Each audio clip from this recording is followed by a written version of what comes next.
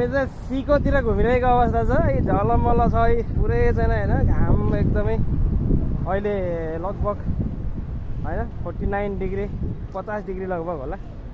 घाम एकदमै लागिरहेको अवस्था छ यहाँनिर। यसलाई चाहिँ सिको गार्डन भन्छ है।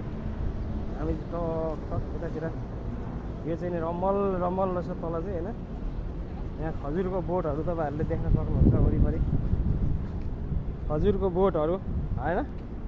यहाँ भनेको यस्तै हो, रमल घारी भनेको यस्तै छ, रमल घारी होइन।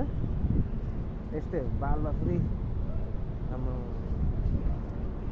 खतरा क्या। अब सिको गार्डन भनेर चाहिँ यहाँ हो होइन। तपाईँहरूले देख्न सक्नुहुन्छ सिको गार्डन चट्ट यस्तो छ है। अब यहाँ मार्केट अहिले सुनसान भएको अवस्था छ, किनभने यहाँ चाहिँ अहिले घाम लागिरहेको अवस्था छ नि त। दिउँसोको अवस्था हो, एकदम मन्द मन्द हावा चलिरहेको अवस्था छ।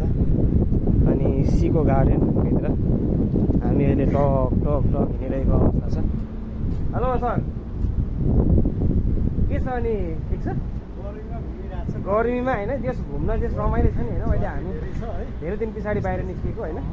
हाम्रो चाहिँ यो चाहिँ नै हाम्रो लागि गाउँदेखि होइन, गाउँदेखि राजधानी गए जस्तै हो, काठमाडौँ भने जस्तै हो हाम्रो सहर। यो चाहिँ सिको दमामको सिको सहरमा हामी अहिले घुमिरहेको अवस्था छ होइन। हाम्रो यो नेपाली धेरै चाहिँ नेपाली रेस्टुरेन्टहरू, नेपाली मार्केटहरू होइन चाहिँ हरेक त्यस हामीलाई चाहिने सेवा सुविधाहरू दिने खालका हरेक कुराहरू होइन, सन्तुष्टि दिने खालका हरेक कुराहरू चाहिँ यहाँ नेपाली दाजुभाइहरूले एकदमै उ गर्नुभएको छ। हामी चाहिँ अहिले घुमिरहेको अवस्था छ है।